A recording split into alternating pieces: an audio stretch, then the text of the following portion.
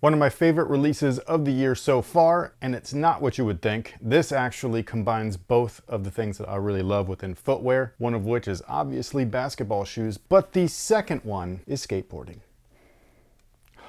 These are so cool.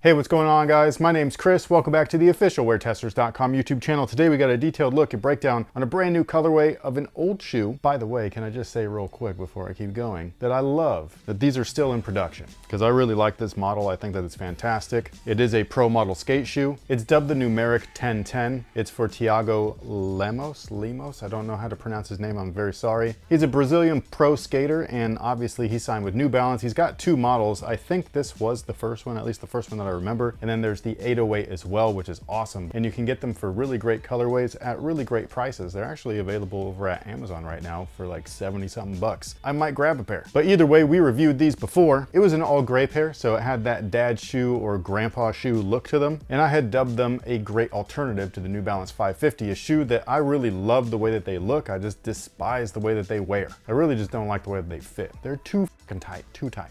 Now, my original pair of these were also too tight. I grabbed them in my regular size and it just would pinch like crazy right down here. So these ones, I went with my normal skate shoe size, which is typically a half a size up. Spoiler alert on the fit. Oops, sorry.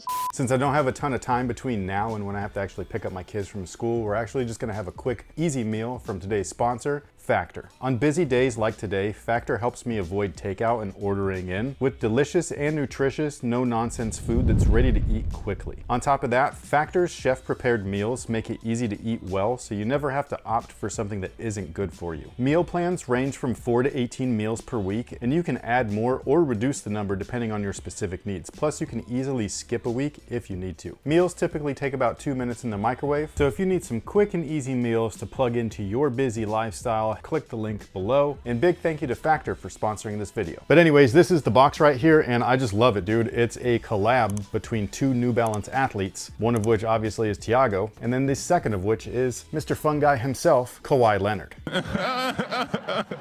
You know how they say that like modern day athletes don't shift the needle anymore? Like people don't like see something on them like they used to with Kanye or Travis Scott or whomever and be like, oh, those look fire. I think I want a pair, right? Kawhi did that for me with these. I saw the pack. It's a pack of 3, and all 3 shoes are pretty much the same exact makeup as far as color blocking, paneling, and etc. But you've got the numeric 480, obviously these bad boys right here, which is the numeric 1010, and then the other model is a basketball shoe, which is Kawhi's shoe, the Kawhi 4. This one is just the one that I thought was the most cool looking out of the whole pack. Again, I saw Kawhi wear them in the promotional images, and I just thought, man, those are too cool to pass up, so I ended up grabbing a pair, and here we are. And might I add real quick that these retailed for 110 bucks, and the materials on these. So yeah, what we've got here is a rubber cupsole despite the two-tone look. So obviously the outsole is gum rubber, which is awesome. Gum rubber is great for both sports, basketball and skateboarding. It's some of the tackiest rubber that you can get. So whether you're looking for ultimate grip on the hardwood or the grip tape, the gum rubber on either of these shoes is gonna take care of you, no problem. On top of that, it's ultra durable. It's made up of what New Balance calls its endurance rubber. So basically that's their version essentially of XDR. So XDR is what Nike tends to like label their extra durable rubber, and endurance is kind of the same thing, but New Balance style. Now, despite these being a cupsole, they are not uncomfortable whatsoever. So if you're gonna compare something like this to say something like the Air Jordan 1, where it's got a similar type of feel, or even if you're keeping it within the New Balance house and compare it to the cupsole on those 550s, this shoe right here blows both of those out of the water in terms of overall comfort. Inside of the cupsole is fuel cell. This is the part where I'm a little confused. I can't tell if it's dual density fuel cell or if it's just multiple colors of fuel cell. But either way, the red that you see poking out the heel, the black panel that you see poking out of the midfoot, that is the fuel cell foam. And then when you flip the shoe onto,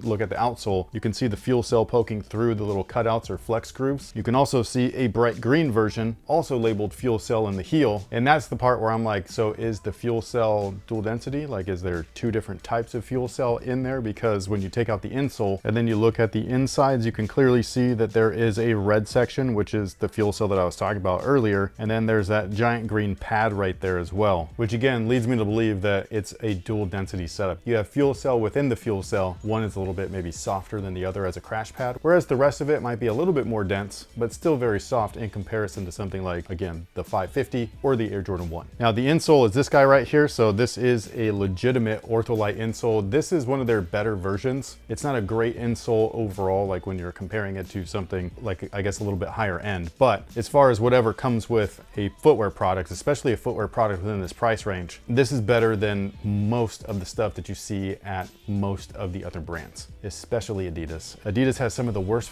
insoles ever. And then again, if you're comparing this to those light blue, really cheap insoles that come with a lot of Nikes, this is leaps and bounds better than that as well. The dark blue stuff is dense. So this right here is an insole that will last. So that step-in comfort that you would get from it, you'll get a lot longer than just a few, like, essentially steps. Now, as I was alluding to earlier, the materials on these are just fantastic, especially for a shoe at its price point. And this is not exclusive to this specific color either. This is just one colorway. And yes, it uses great materials, but the rest of the colorways do too. So the toe and the heel panel on here, the black panels, are very similar to what we used to see on the original Air Jordan 8. I don't know how well we're gonna be able to pick this up on the camera. Maybe the iPhone can pick it up. Hopefully you guys can see that, but the little like almost scale look to it. I mean, this is sick as f.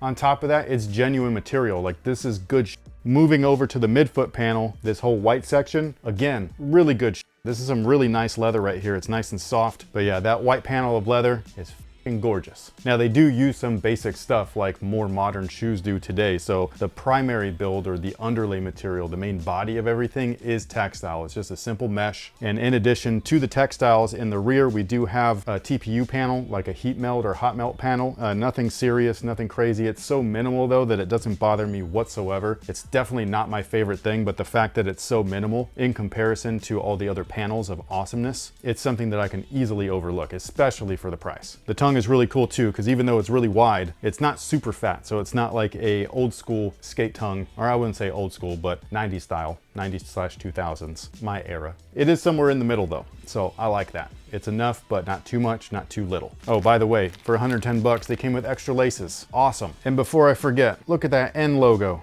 It is fully reflective. Oh yeah, so is the piping. Fucking cool. Like I mentioned earlier, the fit, I would go up half a size, only due to width, not due to length. The length I do wish was my true size. It's just the width on these, they really like pinch the out of my foot. I don't know why. The 9.5 feels a lot better. It's one of those things where lengthwise I would prefer like half a size down or true size. But either way, if you're a wide footer, go up half a size. If you're a narrow footer, go true to size. But for everybody else that has a normal or neutral style of foot, if you can find these in store, try them on. If you can't, I would go up half a size just to be safe. There is additional heel padding back there and everything like that. New Balance likes to call it Phantom Fit. And yeah, I just really think that this is a great release. It's great quality. It's great craftsmanship too. Like most people that buy New Balance already know this, and this is my style of shoe. So I like something that looks like skate, that looks like basketball, not too slender, not too fat. This is somewhere like perfectly blended in the middle, and I just really love it. It's got that old school vibe that I love with old school materials plus modern stuff,